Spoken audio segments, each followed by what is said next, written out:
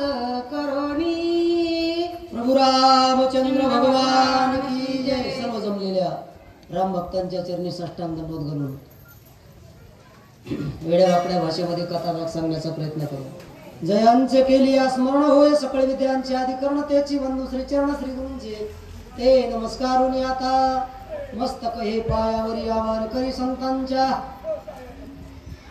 सर्वेश्वरा सर्वांना चांगली बुद्धी दे, आरोग्य दे, सर्वांना सुखात आनंदात ऐश्वर्यात ठेव, सर्वांचं भलं कर, कल्याण कर, रक्षण कर आणि तुझे गोड असे नाम सर्वांच्या अखंड मुखामध्ये राहू। ही सर्वांसाठी सर्वांच्या ईश्वरापुढं मारुतरायापुढं प्रार्थना कथेला सुरुवात प्रभू रामचंद्र सीतेच्या आठवणीनं तळमळत आहेत आणि त्या सौंदर्य वनाच्या ठिकाणी ते वन सौंदर्य पाहत असताना आपल्या बंधूशी संवाद करीत आहेत। पहा, मी एकापुढं एक हे मैथुनाचे चित्र मी पाहत आहे। मला पाहून जास्त सीतेची आठवण मला व्हावे अशा प्रकारे या ठिकाणी वर्तू लागलेले आहेत पशु पक्षी। पहा, तो लक्ष्मणा, तो मोर आपल्या मयूरशी मैथून करीत आहे, माझ्याविषयी निंद्य छळनुक्ती बोलत आहे, रामासारखा मी नाही असं तो म्हणत आहे आणि जेणेकरून काम भावना वाढेल अशा प्रकारचं चित्र आपल्या अर्धांगिनीशी वर्तन करीत असताना दाखवतो आहे। असं त्या ठिकाणी आपल्या बंधूशी संवाद प्रभू रामचंद्र करू लागले आणि काय सांगू लागले? मयूराची निजपाटणे नाही राक्षसी नेली गिराणे मनोनी नाचे गिरिकालनी वाकुल्या दावी दरोनी। दुसऱ्याचं दुःख दुसऱ्याला नाही, या वाटाचं हे वाटाला नाही आणि त्याप्रमाणे वस्तुस्थिती आहे जगाची ज्याप्रमाणे आहे। कारण ज्याचं जळतं त्यालाच कळतं, दुसऱ्याचं दुःख दुसऱ्याला जाणवत नाही, स्वतःला दुःख झालं म्हणजे कळतं दुसऱ्याचं दुःख।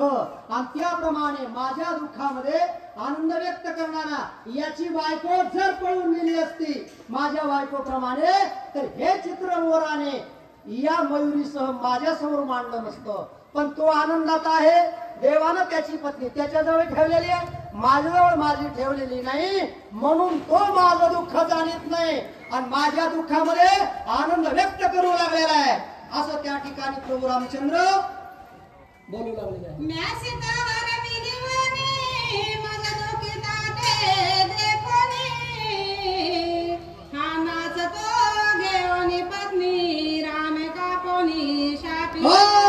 अरे दुसऱ्याच्या दुःखामध्ये दुःख म्हणायला पाहिजे, पण दुसऱ्याच्या दुःखामध्ये सुख जे मानतात हेच खऱ्या अर्थानं राक्षस असतात। हे राक्षसी वृत्ती हे जे काही पक्षी आहेत का, पशु आहेत का, हे माझ्या समोर मांडू लागले। मी निष्काम आहे पण सकाम वृत्तीनं माझ्या समोर वागण्याचं काम पशु पक्षी करू लागलेले आहेत आणि माझ्या दुःखामध्ये दुःख मानण्याऐवजी सुख मानून जेणेकरून दुःखी माणसाला ज्या स्त्रीचं दुःख मला झालेलं आहे तिची आठवण व्हावा आणि तिच्याविषयी भावना माझ्या अंतःकरणात जागृत व्हावात अशा प्रकारचं रहस्य वर्तन हा आपल्या स्त्रीबरोबर वर्तन करून मला दुःखात जास्त पाडण्याचा प्रयत्न करू लागलेला आहे असं त्या ठिकाणी लक्ष्मणाला प्रभू रामचंद्र सांगू लागले। माझा दुःखी ताते देखता दोघे नाचती उन्नता तुझ्या येईला नको सकता अंग संगता तुम्हाला। दुसऱ्याच्या दुःखामध्ये आनंद व्यक्त करणारा, आनंदामध्ये मजा मारणारा